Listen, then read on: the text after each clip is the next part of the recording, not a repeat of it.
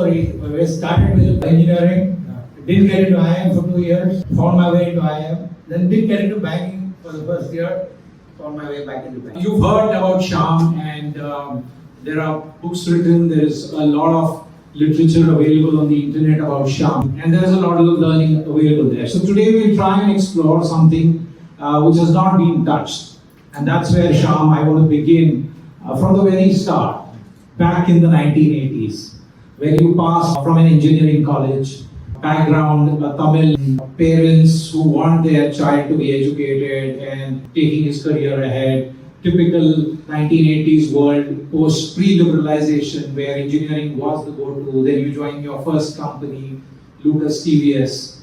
What was the feeling that time? What did you want to do? And how was the feeling of the first job? What was the family thinking? What were you thinking? I mean, just a opening ball trial question.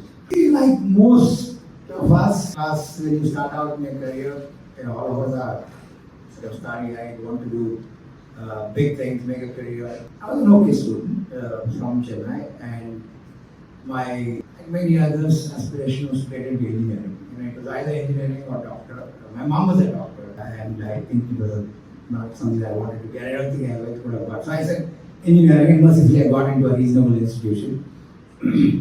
Out of engineering in the 80s, most people from my batch were keen to go to the US for a master's. I had no such desire. I did not want to either do masters in engineering or even leave India. So I wanted to go to the IIMs. Here's the catch, right? I wrote IIM. When I left engineering, I did not get it. So the next best option was to get a job. So I started with a company called Lucas TVS. For those of you who know, it's a very prominent South-based company. It's interesting and some curious turn of events in life. After 41 years, I've gone back to them as an advisor. I started at Lucas TVS. Now, after 41 years, I've gone back there as an advisor to the group in one of their companies. So this is how life goes on. So I started out as a graduate engineer, but obviously restless, and I wanted to get into the IIM. Again, I gave the IIM. Even more interesting, I was waitlisted 71. It stopped at 70. So I did not get into IIM that year. But I did not give up. I said, I am going to do it. The following year, I got into IIM, same IIM Calcutta. After 2 years of engineering and working in 2 attempts, on the 3rd attempt I got it. That's how I started my management career. It's lucky I lucked out, I found my wife. So in a way, God was kind. He allowed me to fail 2 years to move on, and then I found my wife in IIM Calcutta. I had done my summer project with Wipro, so they gave me a job and I went in. But there I was restless, I wanted to be in banking. So a year after being in Wipro, I got into Citibank.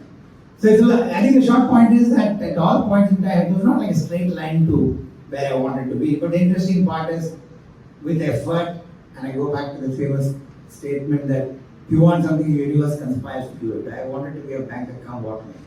And it took me a few years extra, but finally I landed there. So that's the story. We started with engineering, didn't get into IIM for 2 years, found my way into IIM, then didn't get into banking for the first year, found my way back into banking.